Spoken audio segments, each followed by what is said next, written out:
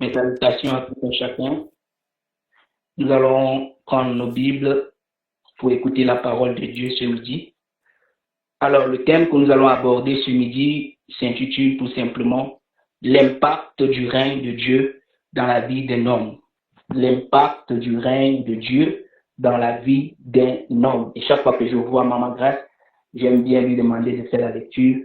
Alors, Maman Grace, nous allons prendre nos Bibles dans le livre de Matthieu, chapitre 6, verset 10. Matthieu, chapitre 6, verset 10. Matthieu 6, 10. Je vais lire au nom de Jésus-Christ. Matthieu 6, 10.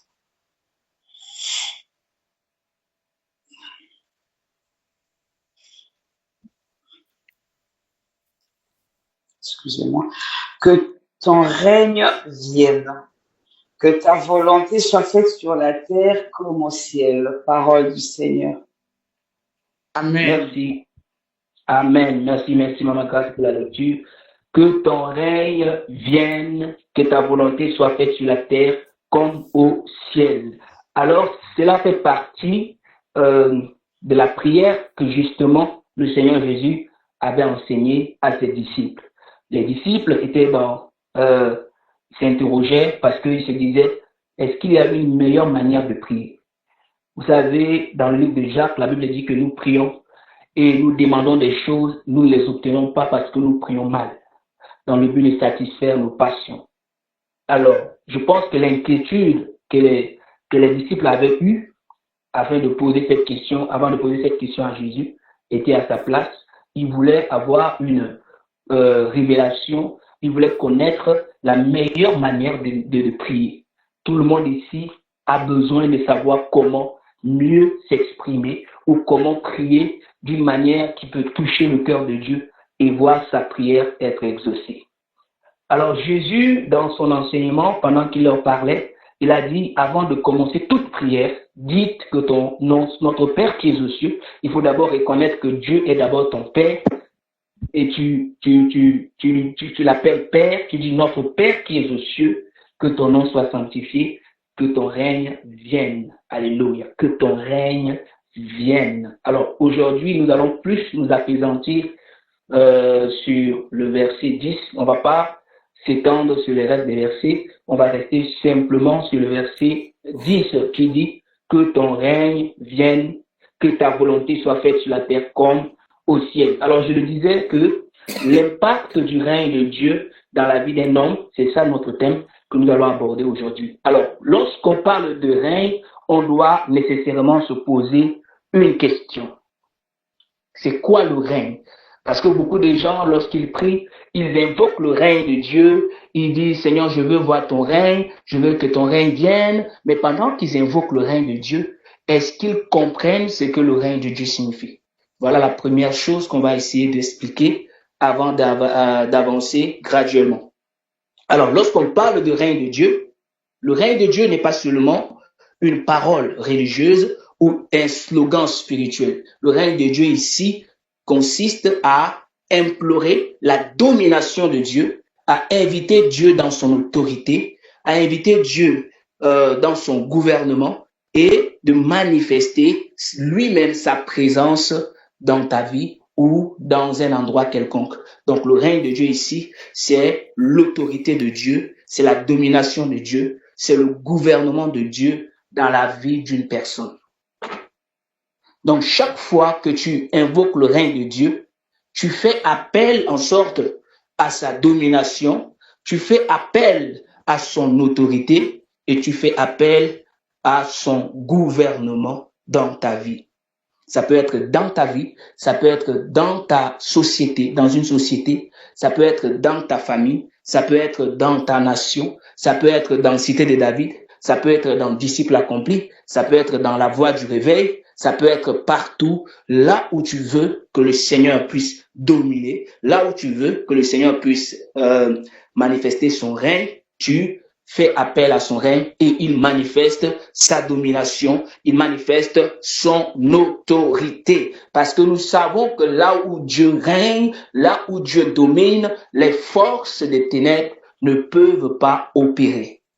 Là où Dieu règne, puissances maléfiques ne peuvent pas opérer. Ce qui fait qu'aujourd'hui, dans certaines sociétés ou dans certaines maisons, par exemple, tu peux louer une maison ou tu peux acheter un terrain, tu viens construire sur ce terrain, mais tu ne sais pas les alliances qui ont été tissées sur ce terrain. Tu ne sais pas les hôtels qui ont été bâtis, par exemple, sur cet endroit. Et quand tu viens habiter, alors bonjour le malheur, bonjour les difficultés, bonjour la pauvreté, bonjour la mort. Bon, donc tu te retrouves dans une situation où tu ne comprends pas ce qui se passe dans ta vie. Il y a des gens comme ça que lorsqu'ils partent louer une maison, le jour où ils intègrent cet appartement ou cette maison, les choses ne marchent plus dans leur vie parce qu'il y a des entités qu'on appelle généralement des entités territoriales. Alléluia. Une entité territoriale ou des entités ou bien des esprits territoriaux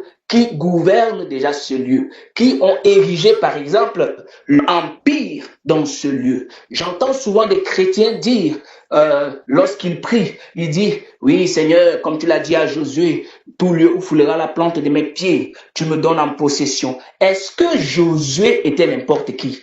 Pour que Josué puisse parler de la sorte, pour que Dieu plutôt puisse parler de la sorte à Josué, il y avait quelque chose dans la vie de Josué avant que Dieu ne lui dise que tout lieu où foulera la plante de tes pieds, je te donne en possession, tu domines. J'entends encore des chrétiens qui utilisent généralement ce fameux verset, Luc chapitre 10, verset 19, qu'on connaît par cœur, que je vous ai donné le pouvoir de marcher sur les serpents, les scorpions, sur toute puissance de l'ennemi, et rien ne pourra vous nuire. J'entends des gens qui utilisent ces versets, mais ils oublient que pour que ces passages bibliques aient effet ou fonctionnent dans leur vie, il faut au préalable respecter certains principes que Dieu a établis. Si toi, tu ne regardes pas Dieu comme ton maître, comme ton Seigneur, tu ne laisses pas Dieu régner dans ta vie, comment son règne qui est dans ta vie peut se manifester au travers de toi? Impossible.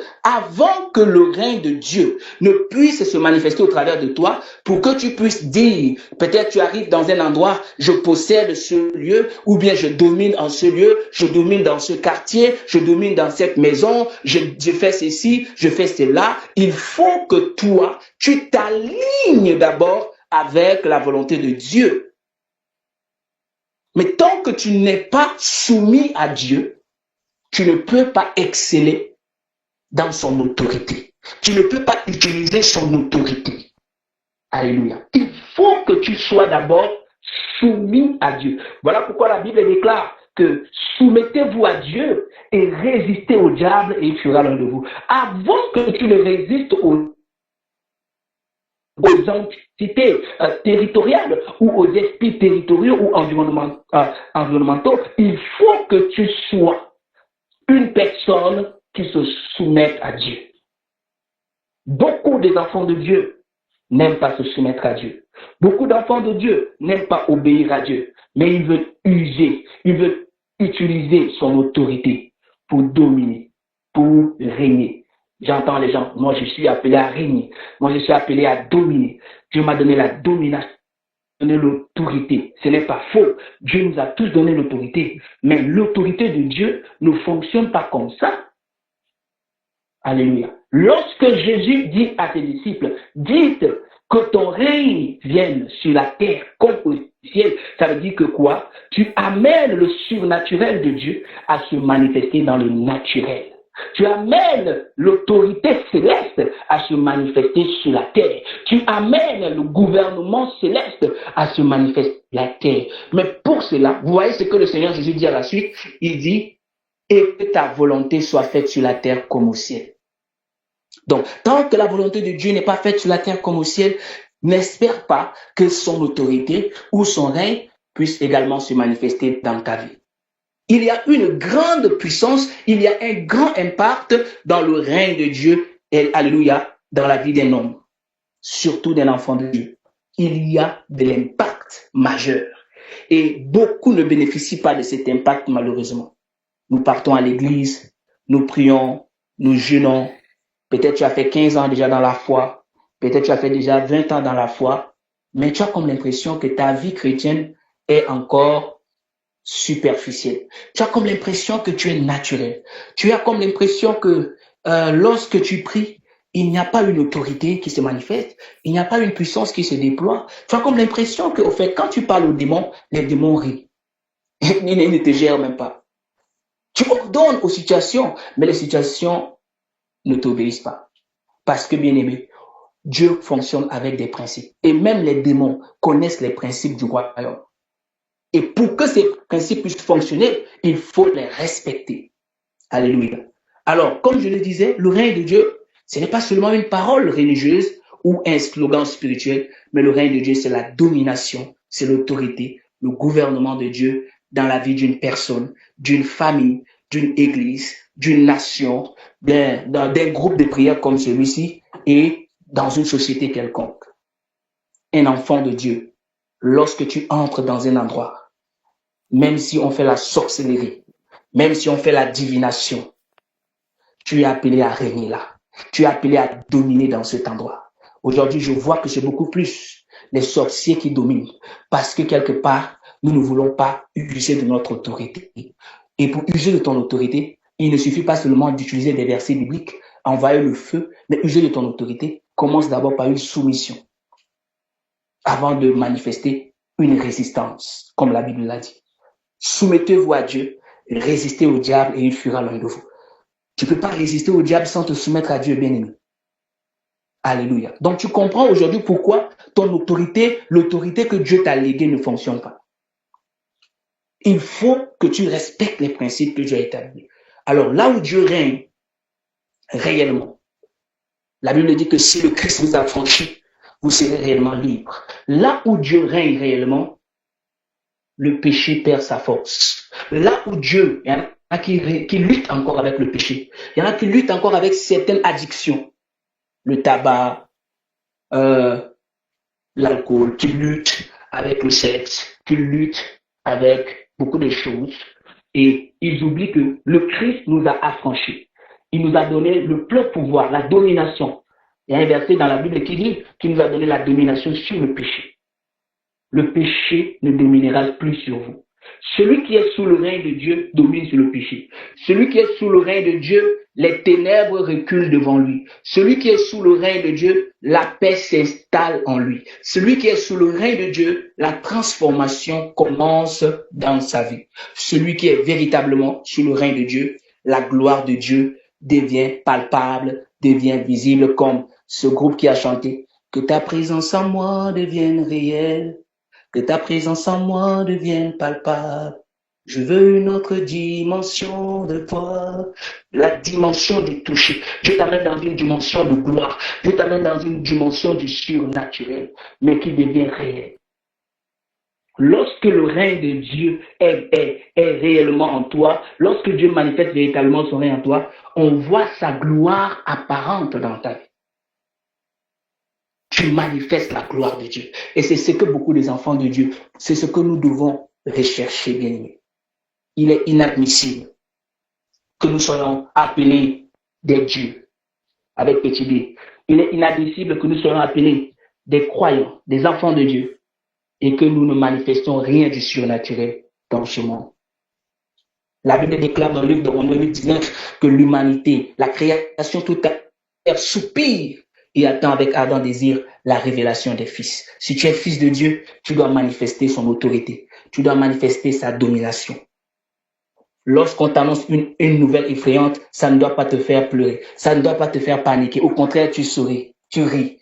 Alléluia. Parce que tu sais que celui qui est en toi, comme l'a dit dans le livre de 1 Jean chapitre 4, verset 4, celui qui est en moi est plus grand que celui qui est dans le monde. Celui qui est en nous est plus grand que celui qui est dans le monde. Même si on a dit que ce monde est gouverné par un prince qu'on appelle le prince du monde, mais Jésus nous a donné le pouvoir sur le prince du monde. Jésus nous a donné le pouvoir sur ses acolytes. Jésus nous a donné le pouvoir sur les puissances maléfiques. C'est pourquoi, bien-aimé, en tant qu'enfant de Dieu, tu dois savoir que Christ doit régner dans ta vie. Laisse Jésus régner dans ta vie. Il y a un impact dans cela. Cet impact va amener la gloire de Dieu dans ta vie. Lorsqu'on parle de règne, on parle de l'autorité suprême de Dieu. Est-ce que Dieu manifeste son autorité suprême dans ta vie? Est-ce que Dieu domine dans ta vie? Alléluia. Lorsque Dieu règne dans ta vie, bien-aimé, tes pensées sont dirigées vers lui. Et tu es conduit par ses pensées. Tu ne marches pas selon ta volonté, mais tu te laisses guider par sa volonté, parce qu'il est ton maître. C'est lui qui te donne l'ordre, c'est lui qui t'ordonne ce que tu dois faire, c'est lui qui te dit de faire telle chose ou de ne pas faire telle autre chose. Tu te laisses guider par Dieu et tu te soumets à sa volonté. Sa volonté devient prioritaire. Son esprit prend le contrôle de toutes tes décisions. Il est celui qui t'impacte. Il est celui qui te guide. Il est celui qui t'oriente. Alléluia. Dans le livre de Psaume, chapitre 103, verset 19, il est écrit, l'Éternel a établi son trône dans les cieux et son règne domine sur toutes choses. Pourquoi? Pourquoi le règne de Dieu domine sur toutes choses? Parce que Dieu est le maître suprême. Il est souverain. Il décide de tout. Il fait toutes choses bon comme il veut. Il fait toutes choses quand il veut. Il fait toutes choses, alléluia, selon sa volonté. Donc, c'est Dieu qui a le dernier mot sur toute situation dans la vie. C'est Dieu qui décide de qui doit vivre ou mourir. C'est Dieu qui décide de qui doit être élevé ou rabaissé. Parce que la Bible dit, l'élévation ne vient ni de l'Orient, ni de l'Occident, mais l'élévation vient de l'Éternel. Bien-aimé, si Dieu veut t'élever aujourd'hui, peu importe les années que tu as passées dans l'échec, dans la difficulté, dans le blocage, le freinage, Dieu peut t'élever en une seconde. Il peut faire de toi un homme puissamment riche qui dépasse même Elon Musk, alléluia. Et il peut t'élever au niveau où tu dépasses Bill Gates. Il peut t'élever si Dieu veut t'amener à une dimension plus élevée. Alléluia. Rien ne peut l'empêcher. Là où les sorciers peuvent dire non, Dieu vient, il change ta situation en une seconde. Et il y a beaucoup d'exemples dans la Bible que je peux citer. Bien aimé, il y a beaucoup de personnes, j'ai parlé la dernière fois de Gédéon, qui se voyaient comme un zéro. Mais Dieu est venu, il a dit, tu es un héros vaillant. Tu es un vaillant héros. Pourquoi? Parce que c'est ce que Dieu dit qui compte. Ce n'est pas ce que les hommes disent. Ce n'est pas ce que les autels de la maison de ton père disent. Ce n'est pas ce que les autels de la maison de ta mère disent. Mais c'est ce que Dieu déclare sur ta vie qui compte. Voilà pourquoi lorsque Dieu a sa place dans ta vie, peu importe ce qu'on a décrété, peu importe ce qu'on a arrêté dans ta vie, peu importe les décrets de mort, peu importe les décrets, je peux dire de misère, peu importe les décrets d'échec qui ont été écrits dans ta famille, cela ne peut rien contre toi. Pourquoi? Parce que tu es sous le règne de Dieu. Tu es sous la domination de Dieu. C'est Dieu qui décide de ta vie. C'est Dieu qui décide de ton avenir. C'est Dieu qui décide de ton mariage. C'est Dieu qui décide de toutes choses dans ta vie. Aucun esprit n'a le pouvoir sur toi parce que tu appartiens au gouvernement céleste. Tu n'appartiens pas au gouvernement céleste. Vous savez, quand tu es un ambassadeur et que on t'envoie dans un autre pays, tu représentes valablement ton pays sur une autre terre. Alléluia. Et c'est ton pays qui te reconnaît. C'est ton pays qui prend soin de toi. C'est ton pays qui, comment on appelle, fait ce qu'il faut. C'est-à-dire, on te paie en fonction, n'est-ce pas, de la mission qui t'a été confiée. Donc ici, nous, notre monnaie est céleste. Même si nous utilisons le franc, peut-être tu utilises le euro, tu utilises le CFA, tu utilises le dollar, mais laisse-moi te dire que tu utilises la monnaie céleste. Alléluia. C'est Dieu qui te bénit. Et quand ça vient sur la terre, c'est juste qu'on fait l'échange et tu reçois cela. Amen. C'est comme tu prends le franc et comment on appelle, tu prends le euro et tu convertis en franc CFA. Mais Dieu te bénit depuis le ciel. Dieu, c'est lui qui te paye. La Bible dit qu'il est le rémunérateur de ceux qui le cherchent. Il te paye. Et quand ça vient sur la terre, on convertit cela selon la monnaie de ce monde. Notre bénédiction ne dépend pas de la terre. Non, notre bénédiction est céleste. C'est pourquoi la Bible dit, nous sommes bénis de toutes sortes de bénédictions dans les lieux célestes. Donc, la bénédiction d'un enfant de Dieu, de celui qui est sous le règne de Christ, est d'abord céleste, avant de se matérialiser, avant de se manifester sur le plan terrestre. Alors, parler du règne de Dieu ici, c'est aussi parler de la transformation du cœur. Quelqu'un qui a véritablement expérimenté le règne de Dieu dans sa vie son cœur doit normalement être transformé. Tu ne peux pas expérimenter le règne de Dieu sans que ton cœur soit transformé. C'est faux, c'est impossible. Parce que avant que Dieu ne change ton extérieur, avant que Dieu ne change ta condition physique, ta condition extérieure, Dieu va d'abord changer ton cœur. Dieu va d'abord transformer l'intérieur. Voilà pourquoi 2 Corinthiens chapitre 5 verset 17 nous le dit, si quelqu'un est en Christ, il est une nouvelle créature. Les choses anciennes sont passées et toutes choses sont devenues nouvelles. Beaucoup de gens, comme on avait dit la dernière fois, pensent qu'ils sont convertis, mais en réalité, ils ne le sont pas encore. Beaucoup de gens pensent qu'ils ont déjà accepté Jésus dans leur vie, mais ils ne l'ont pas encore accepté. Accepter le Seigneur Jésus dans ta vie, ce n'est pas simplement réciter quelques phrases. Oh Seigneur Jésus, je te reçois dans ma vie comme mon Seigneur et mon Sauveur. Oui, si ce que tu dis dans ta bouche vient réellement de ton cœur, ça passe. Si ce que tu dis dans ta bouche est vrai, ça passe. Mais si toi tu dis dans ta bouche, je t'accepte comme mon Seigneur et tu désobéis, est-ce qu'on peut désobéir à son maître? Vous savez pourquoi l'apôtre Paul dit qu'il est esclave de Dieu? Pourquoi l'apôtre Paul ne dit pas qu'il est libre?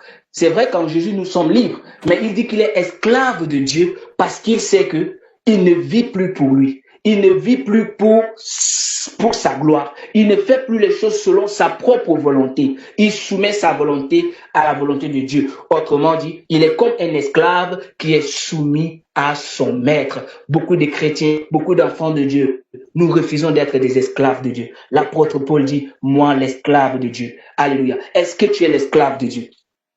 Est-ce que tu acceptes que Dieu te dise de faire ce que parfois toi-même tu ne veux pas faire, mais Dieu te dit de faire? Est-ce que tu acceptes de laisser, alléluia, ce que Dieu te dit de laisser, que toi-même tu trouves que c'est trop sucré, c'est trop bon, je ne peux pas m'en séparer, mais Dieu te dit laisse et viens me suivre. Est-ce que tu es capable de laisser? Dans la Bible, vous allez voir, lorsque Jésus-Christ choisissait ses disciples, ce n'est pas anodin, ce n'est pas au hasard, où il lui est mentionné que chaque fois que Jésus appelait quelqu'un, Jésus dit laisse et viens me suivre. Jésus s'est présenté devant Matthieu, qui était au péage. Jésus lui a dit, il dit laisse tout et viens me suivre. Matthieu a laissé tout, il s'est levé et il l'a suivi. Pareil que Pierre, il vient trouver les pierres qui étaient en train de faire la pêche. Il commence à leur montrer sa puissance et il dit suivez-moi. Ils ont suivi Jésus sans discuter.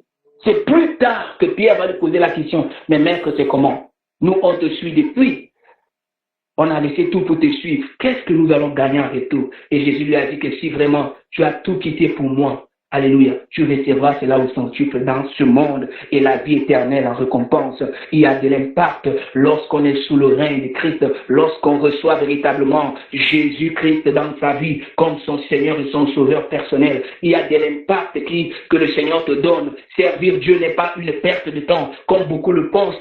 Servir Dieu, ce n'est pas que tu es en train de perdre ton temps. Peut-être que tu le sers mal, mais si tu le sers bien, tu ne perdras jamais ton temps avec Dieu. Tu seras béni sur la terre et tu seras béni dans les cieux. Peu importe les persécutions, peu importe les combats, peu importe les difficultés, peu importe les défis, peu importe ce que tu subis aujourd'hui, mon frère, ma soeur, ne baisse pas les bras. Ne baisse pas les bras. Continue à le servir parce que tu es au bon endroit. Servir Dieu est une bénédiction. Accepter Jésus dans sa vie est une grande richesse. Et la richesse qui est au-dessus de toute richesse, qui dépasse les trésors de ce monde, qui dépasse les richesses de ce monde. Celui qui trouve le royaume de Dieu a trouvé une richesse incommensurable. Celui qui trouve Christ trouve une richesse incomparable. Est-ce que tu as véritablement Jésus dans ta vie?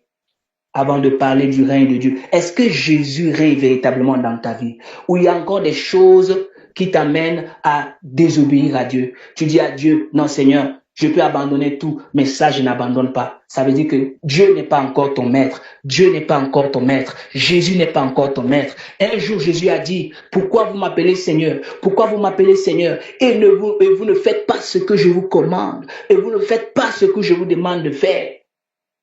Tu ne peux pas appeler Dieu, mon Père, tu ne peux pas l'appeler Seigneur et tu n'obéis pas à sa volonté. Je vais nous donner même l'exemple, nous qui sommes parents. si ton enfant t'appelle papa, si ton enfant t'appelle maman, mais quand tu appelles ton enfant pour l'envoyer, l'enfant refuse d'aller, ou l'enfant fait, est-ce que ça va te plaire?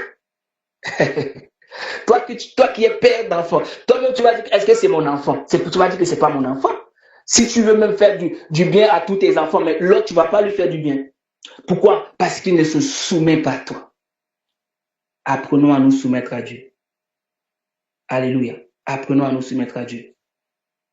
Pourquoi? Bien-aimé, lorsque Dieu règne véritablement dans ta vie, le mensonge doit laisser place à la vérité. Tu es un enfant de Dieu, ne vis pas dans le mensonge. Je répète, si tu es un enfant de Dieu qui vit dans le mensonge, ça veut dire que ce n'est pas Dieu qui règne dans ta vie, c'est Satan qui règne dans ta vie. Parce que ma Bible me dit que Satan est le père du mensonge. Tu ne peux pas dire que tu es chrétien et tu mens.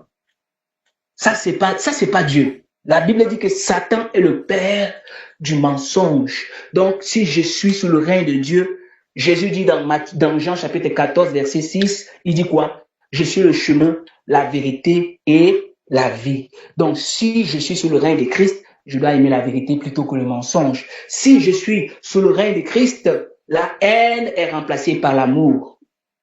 Jean 3,16, car Dieu a tant aimé le monde qu'il a donné son Fils unique afin que quiconque croit en lui ne périsse point mais qu'il ait la vie éternelle. Et la Bible dit que c'est en vous aimant les uns les autres, c'est à cela qu'on reconnaîtra que vous êtes mes disciples, si vous vous aimez les uns les autres. Je vois encore des chrétiens, non, moi je peux pas l'aimer, ce qu'il m'a fait là, non. Et là tu n'es pas encore chrétien, Lorsque tu es sous le règne de Dieu, l'impureté doit disparaître progressivement. Je dis bien progressivement, hein, parce que je sais que parfois tu peux vouloir, c'est comme l'apôtre Paul a dit, je fais le mal que je ne veux pas, je ne fais pas le bien que je veux, mais ce n'est pas une raison pour t'encourager à faire le mal, parce que l'apôtre Paul même a dit que je fais le mal que je ne veux pas, je fais le bien que je ne fais pas le bien que je veux. Non, c'est pas une raison. Si l'apôtre Paul a dit ça, après ça, il a dit quelque chose. Il a dit c'est quand il ne savait pas, quand il ne connaissait pas son identité, mais quand il a compris que Christ a déjà tout fait pour lui, alors il a compris que non, il a déjà vaincu le péché, il a déjà vaincu le mal. Donc, quand tu es encore à un certain niveau, c'est vrai, tu peux encore lutter avec certaines choses, on ne te condamne pas, mais arrivé à un certain niveau, tu dois grandir avec Dieu. Tu dois avancer dans ta marche avec le Seigneur. Tu dois abandonner les mauvaises habitudes. Tu dois laisser ces mauvaises habitudes mourir en toi. Et nous voyons l'exemple de Zachée. Zachée était un homme corrompu. Il était un voleur. Mais lorsque Jésus est entré dans la maison de Zachée, le cœur de Zachée changea. Vous avez vu que même la manière dont Zachée a cherché à rencontrer Jésus, il était un homme riche, mais il a laissé de côté son orgueil. Il n'a pas dit que moi j'ai beaucoup d'argent, je ne peux pas monter sur le sycomore pour aller voir quelqu'un. Non, Zachée a laissé de côté son orgueil. Il est parti monter sur un arbre appelé, je pense, sycomore, et il commence à regarder le Seigneur Jésus. Il dit que vraiment, je cherchais à te voir depuis. Alléluia. Celui qui a véritablement, qui a le désir de voir Dieu régner dans sa vie, le cherche de tout son cœur. Se soumet à sa volonté. Et tu vas voir dans Luc 19, verset 8, Zachée va commencer à distribuer tous ses biens aux pauvres. Toi, tu es avec Jésus, mais ton bien, tu ne veux pas donner à Jésus. Ton bien, c'est pour toi et toi seul. Zachée a dit que depuis le jour où Zachée a reconnu que vraiment moi je suis un pécheur, Zachée a invité Jésus chez lui. Zachée a dit que maintenant je fais part de mes biens aux pauvres et même à ceux que j'ai estroqués, ceux que j'ai, je ne sais pas comment il a dit, je leur remets ce que j'ai pris. Il fait la restitution. Alléluia. De ce qu'il a pris par faute. Et il donne aussi aux pauvres qui sont là. Zachée a partagé. Il a compris que si tu deviens un enfant de Dieu, tu dois partager. Si tu deviens chrétien, tu dois donner. Mais beaucoup de chrétiens sont là. Il peut parler en langue, il peut prophétiser, il peut ressusciter les morts, mais il ne donne rien. Va lire Luc 19, verset 8, et tu vas comprendre que ce n'est pas le pasteur Ronald qui parle, mais c'est Dieu qui te parle.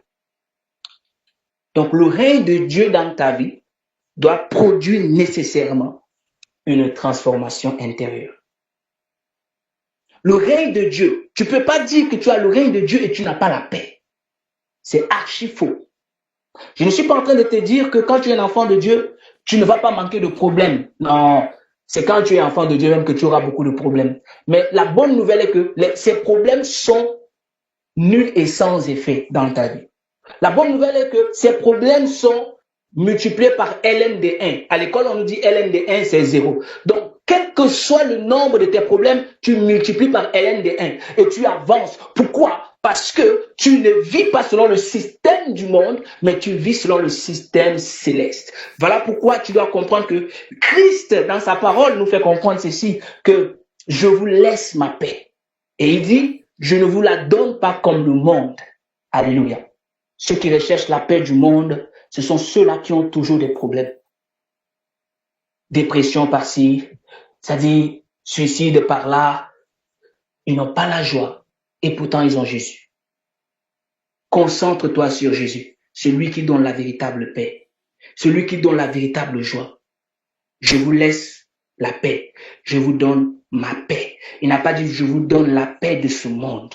Jean chapitre 14, 27, je vous donne ma paix. Quand Dieu règne dans ta vie, la peur diminue. Quand Dieu règne dans ta vie, l'inquiétude perd sa domination. Quand Dieu règne dans ta vie, l'âme devient stable. Quand Dieu règne dans ta vie, la foi augmente. Quand Dieu règne dans ta vie, tu n'as plus peur de rien.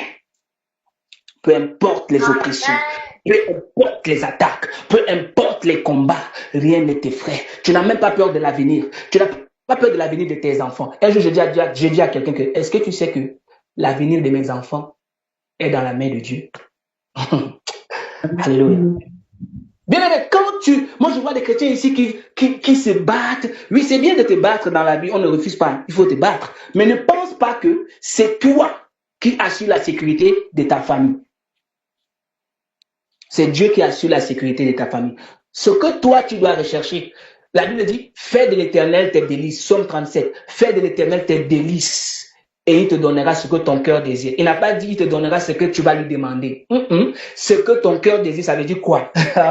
Oh my God. Ce que ton cœur désire, ça veut dire quoi? Dieu connaît tes besoins. Dieu connaît ce que tu veux au plus profond de ton cœur. Avant même que tu n'ouvres la bouche pour demander quoi que ce soit à Dieu. Dieu sait que tu veux que ta famille soit bénie. Dieu sait que tu veux que ta famille soit riche. Dieu sait que tu veux ceci. Dieu sait que tu veux cela. Même si tu n'ouvres pas la bouche. Mais rien que par tes actes, rien que par tes actions, si tu fais de Dieu ton plaisir, si tu fais de Dieu tes délices, la sécurité de ta famille est arrosée. Voilà pourquoi David pouvait dire, depuis que je suis né, je n'ai jamais vu le juste abandonné, ni sa postérité mendiant son pain.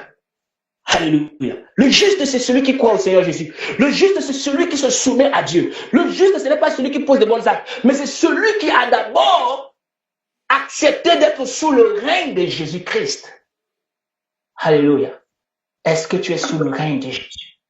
Est-ce que tu marches sous le règne de Jésus? Est-ce que Christ est ton maître maintenant? Alléluia. Est-ce que Jésus est maître? Lorsque Jésus est dans la barque, par exemple, j'avais parlé de ça la dernière fois. Lorsque Jésus est dans la barque,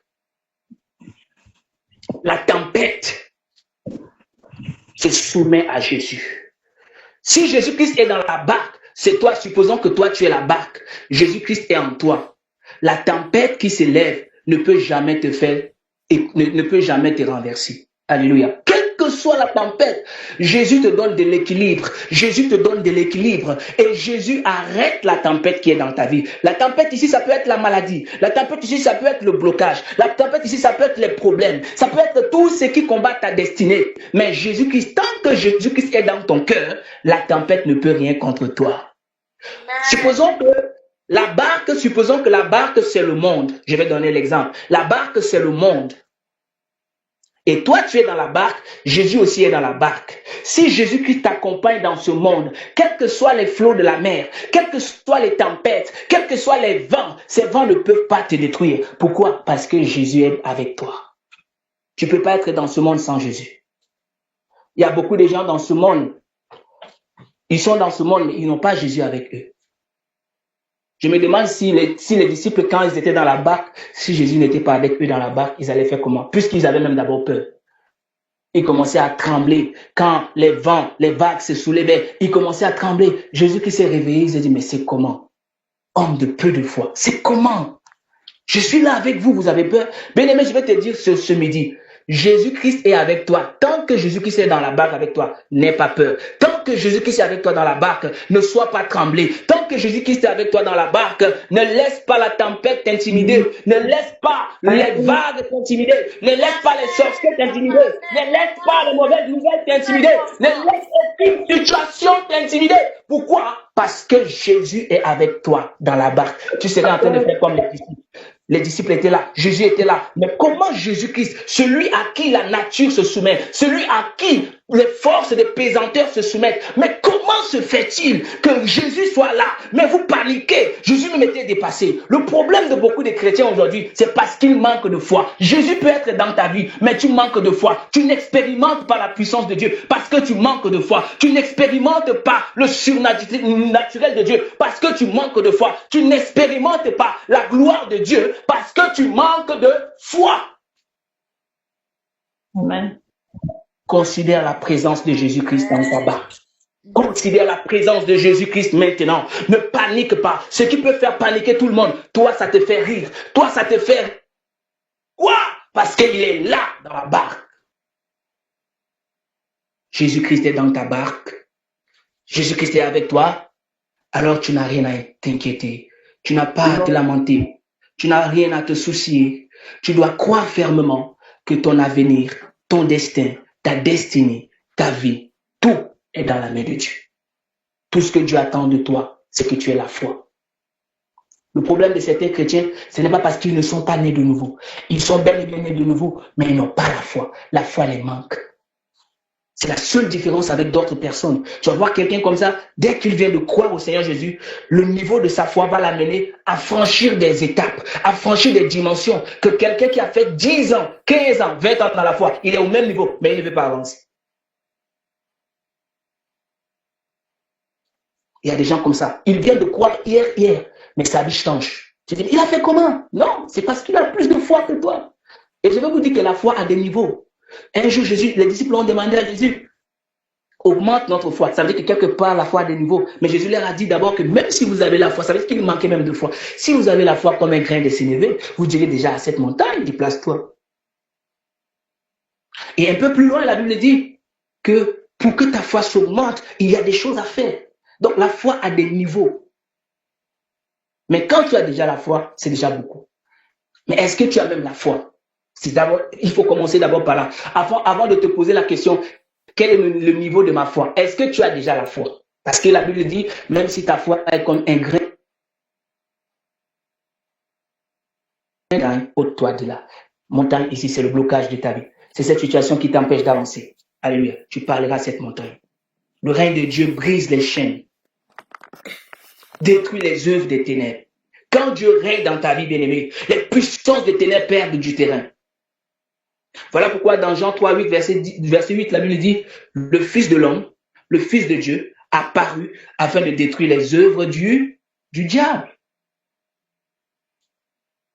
Quelles que soient les chaînes spirituelles, quelles que soient les forteresses, le règne de Jésus-Christ dans ta vie brise toute captivité dans ta vie, brise toute chaîne dans ta vie. Ça chasse l'oppression démoniaque, ça chasse l'oppression satanique, ça chasse les puissances des ténèbres et ça restaure tout ce qui est détruit par le monde des ténèbres dans ta vie. Alléluia. Le règne de Christ, bien-aimé, te donne la paix, te donne la justice. Ça produit en toi la sainteté. Ça produit en toi la sainteté. Alléluia. Le règne de Christ t'amène à vivre dans la sainteté. Le règne de Christ, voilà pourquoi tu vas voir Joseph qui a refusé de tomber dans le péché. Mais il n'avait pas Jésus, mais il était déjà dans la lignée de Christ. Parce que Joseph, c'était l'image de Christ. Est-ce que nous sommes sous le règne de Dieu? Le règne de Dieu doit attirer la gloire dans ta vie. Isaïe 60, verset 1. Lève-toi et sois éclairé, car ta lumière arrive. Et la gloire de l'Éternel s'élève sur toi. La lumière de Dieu, sa présence devient visible. Les bénédictions commencent à apparaître. Alléluia. Et tu commences à impacter les vies autour de toi. Bien-aimé, ton souci majeur à partir de maintenant, comme on va finir tout à l'heure, ton souci majeur, c'est de rechercher le règne de Dieu. Ton souci majeur, c'est de rechercher le règne de Dieu. Tu dois rechercher le règne de Dieu. Quand tu as le règne de Dieu, tu as tout. Quand tu as le règne de Dieu, oh, les forces des ténèbres te sont soumises. Alléluia. Quand tu as le règne de Dieu, tu as l'autorité spirituelle de Luc chapitre 10, verset 19, qui te permet de marcher sur les serpents, les scorpions et sur toute puissance de l'ennemi. Et rien ne pourra te nuire. Alléluia. Pour finir maintenant, comment reconnaître qu'une personne est gouvernée par Dieu? Comment reconnaître qu'une personne a le règne de Dieu dans sa vie? C'est quand la personne aime la prière. On ne t'appelle pas pour venir prier. Tu viens dès que 12h moins, tu es 12 à 11h59. Tu es déjà là. Tu es déjà là. Tu aménages ton emploi du temps pour être là. Non, pasteur, moi j'ai aussi mes temps de prière. On ne refuse pas, mais tu es déjà là. On a tous des moments de prière, d'intimité personnelle. Alléluia. Tu aimes la parole de Dieu. Quelqu'un qui a le règne de Dieu dans sa vie, qui est gouverné par Dieu, c'est quelqu'un qui aime lire la parole de Dieu. C'est quelqu'un qui fuit le péché. Qui fuit le péché. Il ne part pas s'asseoir devant Dorcel. Il attend Dorcel, il attend. Ah, on est à 23h59. On a 22h. Quand est-ce que minuit va arriver pour que je regarde un peu la pornographie? Non. Il fuit le péché. Il fuit le péché. Il pardonne facilement. Quelqu'un qui est dominé par le règne de Dieu, excusez-moi de prendre quelques minutes, il pardonne facilement. Facilement. Donc le pardon pour lui, c'est comme de l'eau à boire. Il ne réfléchit pas deux fois. Il y a des gens ici, quand tu lui demandes de pardonner, il va gratter d'abord la tête. Oh, pardonnez. Pardonnez-moi. Pardonnez. Il pardonne facilement. Il manifeste l'amour facilement. Il produit le fruit de l'esprit. Il influence positivement les autres. C'est celui-là qui a le règne de Dieu dans sa vie. Amen. Est-ce qu'on est ensemble? Amen. Gloire à Dieu. Je sais que quand on prêche comme ça, parfois ça fait mal, mais c'est pour le bien de tout le monde. Alors, nous n'allons pas continuer. Nous sommes arrivés déjà à la fin. Mais c'est juste pour nous encourager. Si nous voulons voir l'impact du règne de Dieu dans nos vies, on doit se soumettre à Dieu. On doit accepter que le Seigneur prenne total contrôle dans nos vies. Parce que le grand besoin de notre génération n'est pas seulement la religion. Non, mais le règne véritable de Dieu dans les cœurs. Arrêtons la religion. Sortons de la religion. Cherchons le règne de Jésus-Christ. Les vies doivent changer. Les familles doivent être restaurées. Les chaînes doivent tomber. La paix doit se manifester. La gloire de Dieu doit être visible dans la cité de David. Chaque rencontre, qu'il y ait des témoignages. Chaque rencontre, qu'il y ait des témoignages. Chaque rencontre, qu'il y ait des témoignages. Dieu a fait ceci, Dieu a fait cela. Dieu m'a libéré, Dieu m'a délivré. Dieu a fait ceci. J'ai eu des promotions, j'ai eu des ouvertures. J'ai vu cela, j'ai vu la main de Dieu. Des années, nous sommes en train de prier, mais ta vie reste au même niveau. Ce n'est pas normal. Quitte ce niveau, quitte ce niveau, quitte ce niveau. Il faut aller au niveau supérieur, au nom puissant de Jésus. Pendant que je suis en train de parler, tu vas lever ta main, je vais prier pour toi. Au nom puissant de Jésus, je prie en ce moment. Au nom puissant de Jésus, je déclare que le règne de Dieu s'établisse puissamment dans ta vie. Au nom de Jésus, que toute œuvre de ténèbres soit renversée maintenant dans ta vie. Au nom puissant de Jésus, je déclare que tu marches dans la paix, tu marches dans la sainteté, tu marches dans la puissance de la gloire de Dieu. Je déclare que ta vie devient une preuve vivante du royaume de Dieu sur la terre au nom de Jésus. Je déclare que Christ règne dans ta vie maintenant. Je déclare au nom de Jésus que tout ce qui résiste à ton autorité te soit soumis maintenant. Au nom de Jésus, que cela soit détruit dans ta vie. Dans le nom de Jésus, je déclare qu'il y a une transformation de cœur dans ton esprit. Dans le nom de Jésus, je déclare que le règne de Dieu chasse toute œuvre de ténèbres dans ta vie maintenant. Au nom de Jésus, je déclare au nom de Jésus que tu es un instrument pour le royaume de Dieu. Tu n'es pas un instrument pour Satan, mais tu es un instrument pour Jésus. Au nom de Jésus, je déclare que ta vie manifeste la gloire et la puissance du Saint-Esprit, je déclare au nom de Jésus que tu es soumis et tu es soumise à la volonté de Dieu. Et enfin, je déclare au nom de Jésus que ton règne impacte les familles, que le règne de Dieu impacte les familles, que le règne de Dieu impacte ta famille, que le règne de Dieu impacte la cité de David, au nom puissant et glorieux de Jésus. Amen. Acclame pour le Seigneur, acclame pour le Seigneur, acclame pour le Seigneur, acclame pour le Seigneur. Au nom puissant de Jésus.